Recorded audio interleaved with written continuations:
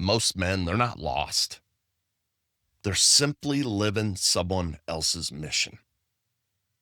And the terrifying part, they have no idea that it's actually happening. They've got the job, they got the house, they got the family, all the markers of a man who has it all figured out. But underneath all of it, there's this quiet, persistent feeling that something is completely off, that they're building towards something, but they actually don't know what it is. They're moving at the speed of light, but they have no idea where they're actually going. That feeling, it has a name. And today we're going to talk about it. And more importantly, what to actually do about it. This is the Sacred Gentleman Podcast. The Sacred Gentleman is a movement that calls men out of comfort and back into God's design. We form leaders of presence, purpose, and generational legacy. I'm Steve Baumgartner, your host. Let's begin. A few years ago, I flew out every Monday morning and came home every Friday afternoon or evening. I was a director that was overseeing 42 plants across the United States and some down in Mexico for an $11 billion company. From the outside, everything looked exactly right. You know, I had the big title, I had the big salary, I had a great life that I had built for my family, but I personally wasn't living it with them. One Friday, my plane came in early. My wife and kids, they weren't home yet. So I went downstairs to pay some bills and found a large, very large, unexpected expense.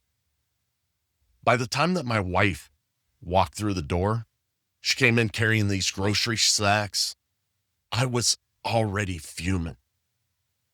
I marched right behind her into the kitchen and I laid into her about the budget. She dropped the bags. She turned around, finger pointed straight at my face, and she said, "Steve, I don't know what you think you're doing talking to me like that. You don't even barely live here anymore." She was right. She was absolutely right. I had spent years building a great life for my family. I just wasn't there living it with them. You know, like I said, I had the title, I had a salary, I had a career trajectory, but I had zero freedom. I thought I was free. I wasn't. I was living someone else's plan, and I didn't even know it. That moment in the kitchen was the beginning of everything. Here's something that I've come to understand about that feeling, that quiet, persistent sense that something's off. The modern world is extraordinarily good at giving men a direction that isn't even theirs. From the time that we're young boys, we're handed a script. Go to school, get the grades, get the job, get the house, provide for the family, climb the ladder. And for a while, that script works. It gives you momentum. It gives you a sense of forward motion. The problem is that momentum and mission are not the same thing. Momentum is just movement. Mission, however, is movement towards something that actually matters. And when men reach a certain point, usually somewhere in their 30s or their 40s, the script absolutely runs out. The next script isn't even written. And for the first time in their lives, they have to ask a question that nobody prepared them to answer. What do I actually want to build? What do I want out of life? Yet most men never ask it. Not because they're lazy or weak, but because the world around them never stops being loud enough for them to actually hear it.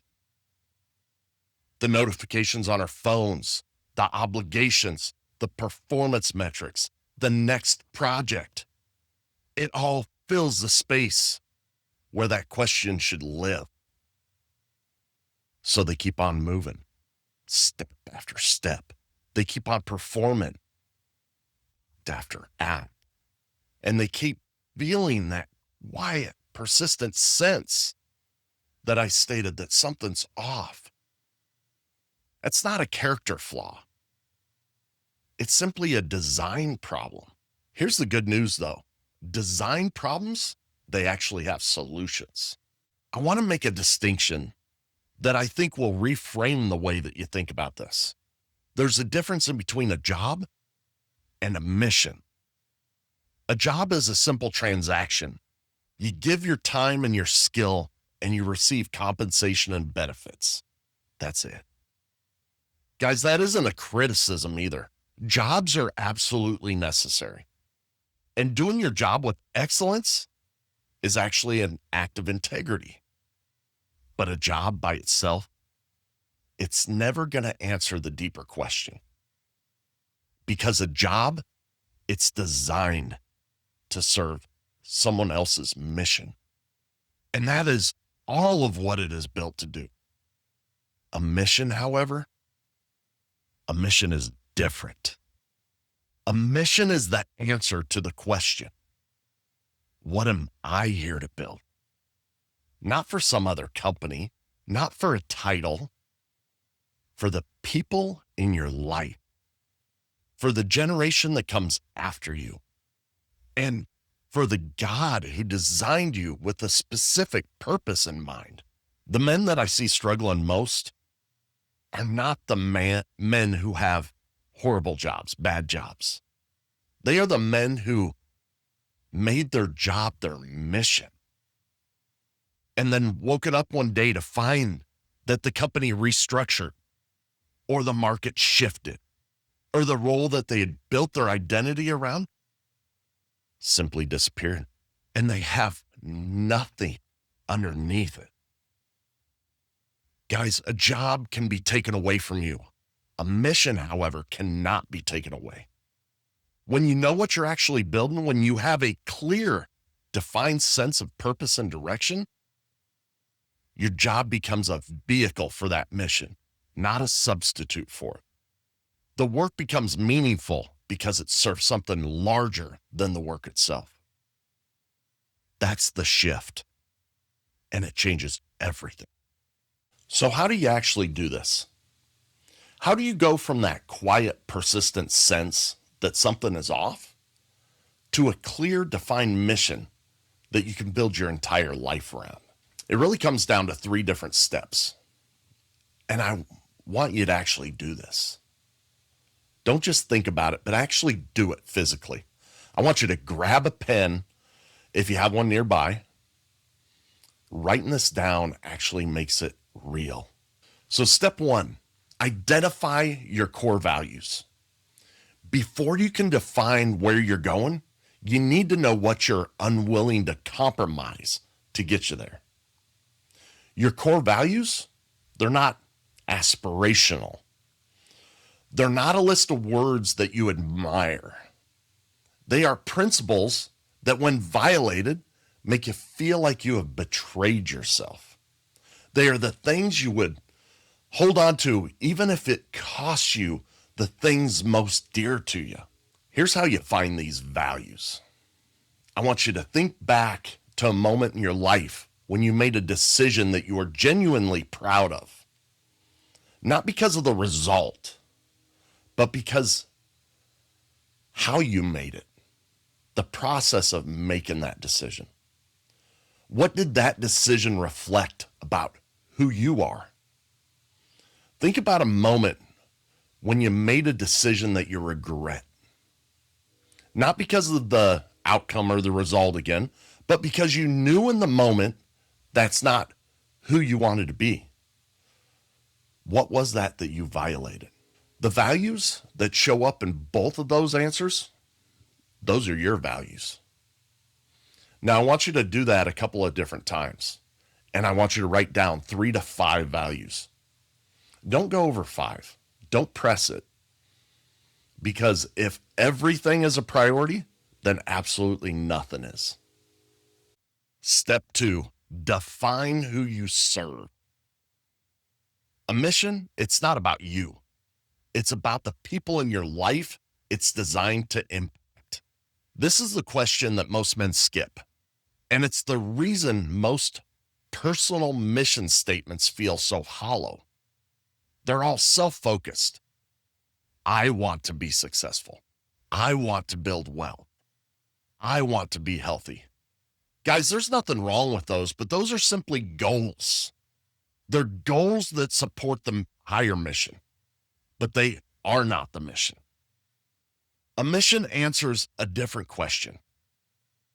Who in your life is better because of the way that I live? It might be your children. It might be the men in your community. It might be the next generation of leaders in your industry. It might be all of the above, but there has to be an answer. Because the moment your mission becomes about serving something larger than yourself, it becomes sustainable in a way that self-focused goals never can be. So write down who you serve. Be specific. Don't say my family. Name your family.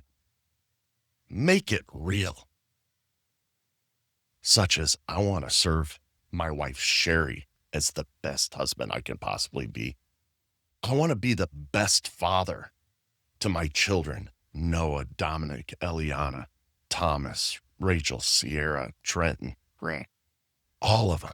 Step 3, I want you to write that statement down. Now you have the 2 raw materials that you need. You have your values and you have the people you serve. The mission statement is simply the sentence that connects those 2 points. Guys, this doesn't have to be elegant. It doesn't need to be polished. It needs to be true and impactful. And the format is really simple. So, I exist to, what do you do? 4, who do you serve? So that the outcome you're building towards. Here's an example of what that looks like in practice. I exist to model disciplined, faith-driven leadership for my sons and daughters and the men around me, so that the generation that comes after me inherits a standard worth building on. Guys, that's a mission statement. It has values embedded in it, faith-driven leadership. It has a defined audience, my sons and daughters and the men around me, and it has a generational outcome, a standard that's worth building on. Now, I want you to read yours out loud. If it sounds like something you could have copied from a corporate website, scratch it and rewrite it. It should sound like you, specific, personal, and impossible to confuse with anyone else's mission. Guys, I want to leave you with one more story today. Last year, I was sitting across from a friend, therapist, I'd been working with to manage my anxiety. The anxiety that I had that came from living out of alignment with my own personal values. I was describing everything that was wrong. The people in the middle, the tension, the expectations, the integrity issues, the entire weight of it. And this man, Aaron, I was paying him. I wanted him to fix it for me. And then he looked at me and he said these words, Steve, I can't help you. I was furious, guys. My blood was boiling. And then it hit me right in the chest. Everything that I had built, the weight that I'd lost, the strength that I'd gained, the marriage that I had rebuilt, the career progression that I had, none of it, absolutely none of it happened because someone came along and gave it to me. Someone came along and fixed it for me. It happened because I stopped waiting for that. So I went home that night and I told my wife, honey, I've just been released from my job after giving my notice. I'm going to take 24 hours to grieve.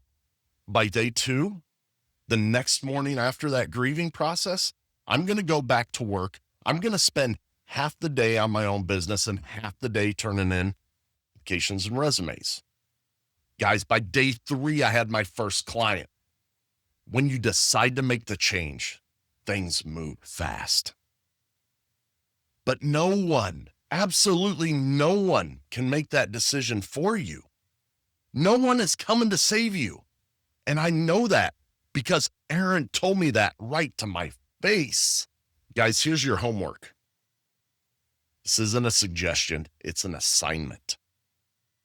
This week, I want you to complete all 3 steps. I want you to write your core values. I want you to define who you serve, and I want you to write your mission statement. Don't wait until it's perfect. I want you to write it messy. I want you to write it rough, but I want you to write it tonight. And then I want you to share that mission statement with one man in your life you know needs to hear that conversation. I don't want you to send him a link to it. I want you to call him, and I want you to tell him why you're sending this to him. And guys, if this episode landed for you, hit subscribe. It genuinely helps more men find the show. And leave a written review on Apple Podcasts. It takes 2 minutes, guys. And it puts this content in front of men who are searching for exactly this right now. I'm Steve Baumgartner. This is The Sacred Gentleman. We'll see you next week.